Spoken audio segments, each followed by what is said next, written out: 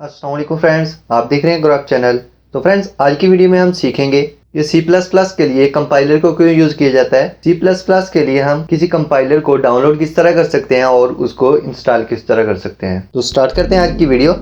सबसे पहले हम सीखते हैं हम कंपाइलर C++ के लिए क्यों यूज़ करते हैं। तो फ्रेंड्स, जैसा कि आपको मालूम है, हमारा कंप्यूटर मशीन लैंग्वेज यानी कि 0 और 1 की लैंग्वेज ओनली समझता है, और जो हम C++ में कोडिंग करते हैं वो हमारे पास हाई लेवल लैंग्वेज में होती है। तो उसको ट्रांसलेट करने के लिए हमें किसी ट्रांसलेटर की ज़रूरत होती है जो कि हमारे कंप्यूटर को समझा सके कि हम उसको क्या इम्प्लीमेंट करने को कह रहे हैं। तो इसके लिए हम कंपाइलर यूज़ करते हैं। तो हमारे पास बहुत ज़्यादा तादाद में कंपाइलर्स मौजूद हैं। जो टॉप 8 कंपाइलर्स हैं, कोडब्लॉक है, टर्बो C++ है, बोलेंट C++ है, डेव C++ है, एम्बराकोडेरो है, क्लैग है, विजुअल C++ है और इंटेल C++ है। तो हम इनमें से कोडब्लॉक C++ को यूज करेंगे। इसको हम आज की वीडियो में डाउनलोड करना सीखेंगे और इसको इंस्टॉल करेंगे, और नेक्स्ट वीडियोस में हम इस पर प्रैक्टिकल इंप्लीमेंट करेंगे। तो चलते हैं अपनी कंप्यूटर स्क्रीन पर। तो फ्रेंड्स, सबसे पहले आपने अपने ब्राउजर को ओपन करना है और इधर आपने गूगल में जाकर सर्च करना है कोडब्लॉक और इंटर प्रेस कर देना है, और इधर से आपने फर्स्ट लिंक को ओपन कर लेना है। तो फ्रेंड्स, इधर आप जैसे कि देख सकते हैं,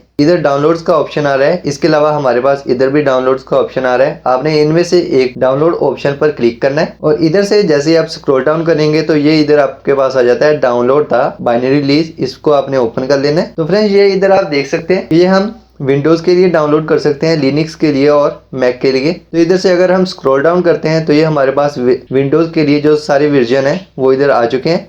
इसके अलावा अगर हम और स्क्रॉल डाउन करते हैं तो इधर हमारे पास लिनक्स के वर्जन आ जाते हैं, और इधर हमारे पास मैक यूजर्स के लिए वर्जन आ जाते हैं। तो हम विंडोज़ के लिए डाउनलोड करते हैं, कोडब्लॉक के वर्जन इधर पड़े हुए हैं। तो इधर फ्रेंड्स आपके पास दो प्लेटफॉर्म्स हैं जिनसे आप इसको डाउनलोड कर सकते हैं, फोर्सहब और सोर्सफोर्ज है। sourceforge.net पर क्लिक करना है। कोडब्लॉक डाउनलोडिंग के लिए रेडी है, हमने इधर ओनली स्टार्ट डाउनलोड पर क्लिक करना है।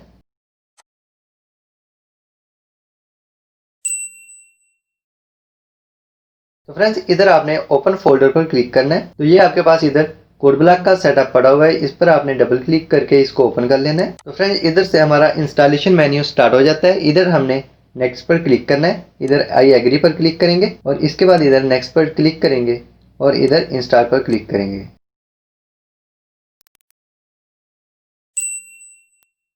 तो फ्रेंड्स, इधर हम यस पर क्लिक करेंगे जैसे ही, तो ये हमारे पास कोडब्लॉक रन हो जाएगा। इधर हमने नेक्स्ट पर क्लिक करना है, इधर हम फिनिश के लिए क्लिक करेंगे। तो फ्रेंड्स, ये हमारे पास कोडब्लॉक का फर्स्ट इंटरफेस आ चुका है। तो इधर से इसको मैं क्लोज करता हूँ। तो फ्रेंड्स, ये थी आज की वीडियो। नेक्स्ट वीडियो में हम देखेंगे कोडब्लॉक का इंटरफेस और इसमें कुछ सिंपल प्रोग्रामिंग करेंगे। तो नेक्स्ट लेसन तक के लिए हमें इजाज़त दीजिएगा, और हमारा चैनल ग्रो अप सब्सक्राइब कीजिएगा। अगर वीडियो पसंद आए तो इसको लाइक कीजिएगा, शेयर कीजिएगा। ओके फ्रेंड्स, अल्लाह हाफिज़।